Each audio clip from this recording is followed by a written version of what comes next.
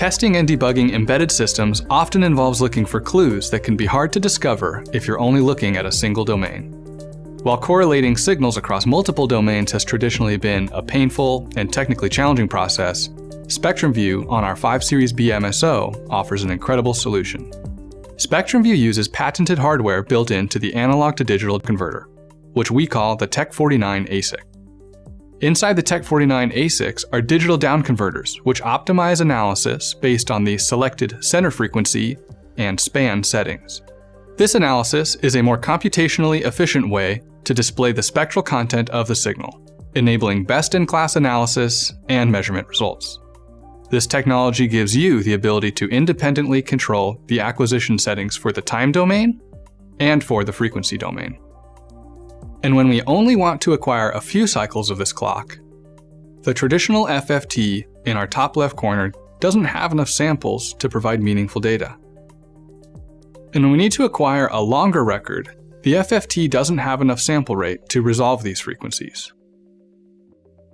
Notice that throughout all setting changes, the SpectrumView display in the top right remain unchanged. It was not affected by our changes in the time domain settings.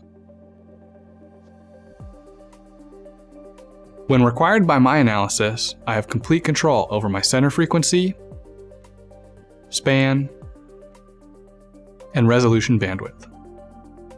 SpectrumView also enables us to look at the variation in RF magnitude, RF frequency, and RF phase as it relates to our acquisition timescale. In this example, let's turn on frequency versus time. It looks like this frequency is modulated in a triangular pattern. I can quickly change our hardware edge trigger to the frequency versus time waveform and stabilize this triangular wave. Adding a few measurements, we can determine the frequency deviation and period of the triangular modulation. It looks like the spread spectrum clock varies 3 MHz from our 98.5 MHz center frequency, with a period of 25.5 microseconds. Another capability is that each of these 8 inputs can be individually configured to view a different center frequency. Let's connect channel 2 to a 40 MHz clock to see this in action. Notice that channel 1 SpectrumView is centered on 98.5 MHz, and channel 2 SpectrumView is centered on 40 MHz. No matter how many channels we add, each can be configured to its own center frequency. We can overlay the SpectrumView windows to get an easier visual comparison to see interactions between signals. I'm not sure if you noticed, but every once in a while, the channel 2 SpectrumView signal seems to jump. Let's turn on the frequency versus time trace for channel 2 and configure a frequency versus time trigger on the channel 2 signal and lengthen our acquisition. Let's take a single acquisition. Okay, this rectangle is called spectrum time, and it allows me to select exactly which portion of our acquisition is represented in the SpectrumView window.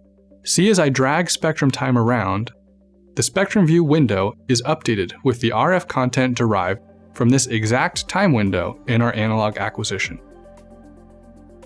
This lends itself to an incredibly diverse set of use cases, including EMC troubleshooting. You can even connect a near-field probe to one of these inputs and correlate power supply sequencing, serial communications, or active component behavior with your electromagnetic emissions.